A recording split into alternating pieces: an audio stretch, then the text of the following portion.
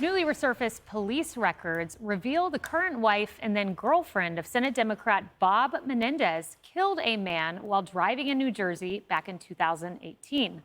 Police did question Nadine Menendez for hitting 49-year-old Richard Koop as he crossed the street, killing him almost instantly.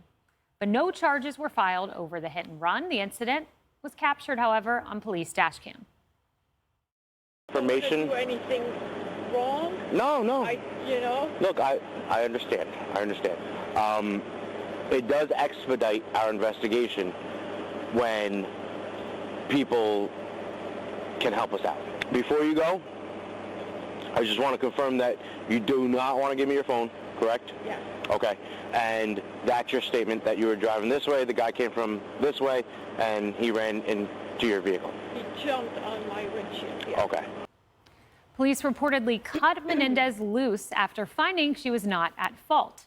The victim's sister says justice was not served. The crash left Menendez's Mercedes too damaged to drive, which is when her husband, Senator Bob Menendez, allegedly orchestrated a deal with the prosecutor of businessman Jose Uribe to go easy on him. Uribe, in return, then allegedly thanked the senator by buying his wife a new Mercedes. How nice of him. Emily, first let's start with this incident of the man who died. Again, there was no wrongdoing, they said, by Nadine Menendez. But I want to talk to you as an attorney. When you go to a scene like that, Nadine Menendez, according to CNN, stayed in her car, didn't go check on the victim. There's no blood and alcohol test on her, but apparently maybe they lacked probable cause. But the part that was interesting to me is the investigating officer, a retired officer, also came to the scene. The retired officer said his buddy's wife, who was friends with Nadine Menendez, asked him to go to the scene. Just interesting.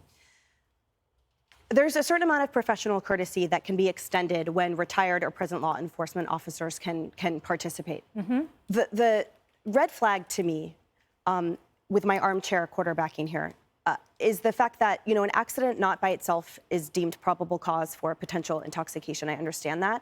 But if the officer has reasonable belief or has reason to believe that alcohol may or be involved, then they absolutely can administer a field test. And it seems to me that that was never pursued here.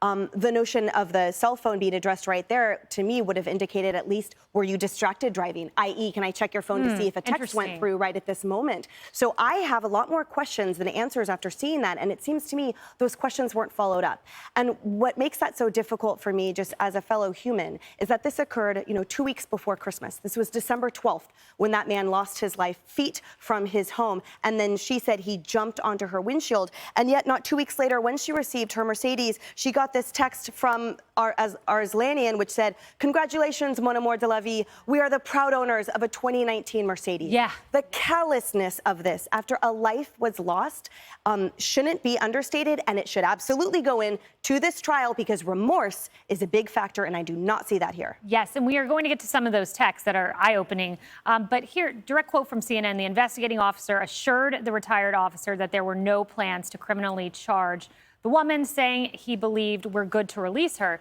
The family, however, and those texts that we're putting up, we'll get to that in just a moment. But back to the accident.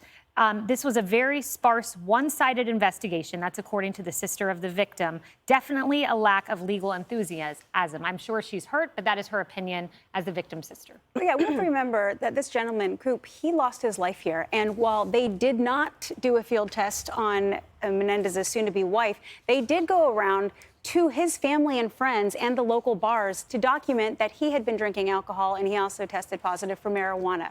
Wow. But yet they did nothing when it came to her. And listen, when you think about driving and anyone who rear ends someone else, whether the person just stopped in the middle of the road, you're always cited for failure to control your speed. Why anything of that sort wasn't even considered in her case makes me think that there is some level of influence there. But this goes on much bigger. We were talking about Menendez's bigger indictment recently, and recently the state Senate Republican leader Anthony Bucco, in addition with other judiciary members, have written a letter to the state Senate president of New Jersey because they're deeply concerned that the New Jersey Attorney General is completely compromised. Because if you look in the indictment, in the details, it says that Senator Menendez that alleges that he went to the AG on several occasions, met in person, phone calls, and potentially influence criminal outcomes when it came to his business associates. I mean, this is so deep and shows the troubles with the entrenched politicians. This is not just an episode of Sopranos. This is real New Jersey politicians. Yeah, and I think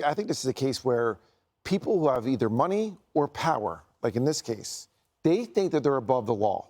And in our country, we have the rule of law. No one is above the law.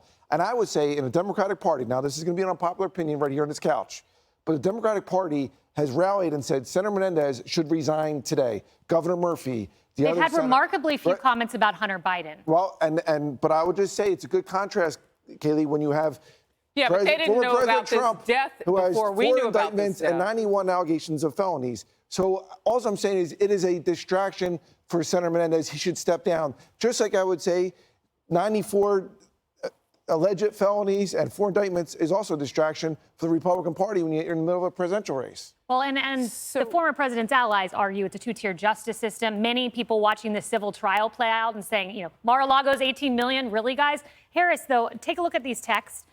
These were the ones I wanted to get to. So apparently you have Menendez, who contacted state prosecutors to go easy on one of his business associates. That's page 19 of the indictment. And look at this. All's great. I'm so excited to get a car. A rebate provides her with $15,000. She gets that in a restaurant parking lot. And then he goes on to say this, "Are you happy?" And she says, "I will never forget this." Look, I have to just bottom line this. The reason we're talking about this today is because a man lost his life, and we didn't know about this. And if you're trying to convince me that all those Democrats knew more than the media did and had the release of that tape with that officer interviewing her and saying, look, I just want to make sure you get home. Did you read what it said on the screen? Yeah. Comfortable. Yeah. How much pressure was there at that scene to let this woman do what he said? Look, I just want to make sure that you're cleared of any wrongdoing and it helps us expedite the investigation. Read the words on the bottom of that screen. Put it back up. Let him see it. He's saying the words. She's sitting there listening, and I'm sure the words "cleared" and "go home" are ringing like Christmas carols in her head. Yeah. Now, if you had told me that Democrats knew about this and they had come forth with it and said, he's got to go, well, first of all, that wouldn't have been this week, would it? No, right. And that would have been some time ago. Right. So they're learning contemporaneously. No, they're learning with us years later. Right. And so this for them is political. We're talking about the moral right thing to do. The right thing to do, not what's expedient on Capitol Hill right now. It is swampy up there. I'm glad you made it out alive. and look, the facts slap you in the face in this indictment. Where were Democrats with the Clinton Foundation allegations? Where are they currently with Hunter Biden, Emily? They're definitely, you know, when it's on paper, when you got the text, they're there saying resign, step down, but absolutely. When it behooves them politically, then they'll make the call and they will, like a band, come after the beast that they've identified. But unfortunately, this beast was far too late and a man lost his life.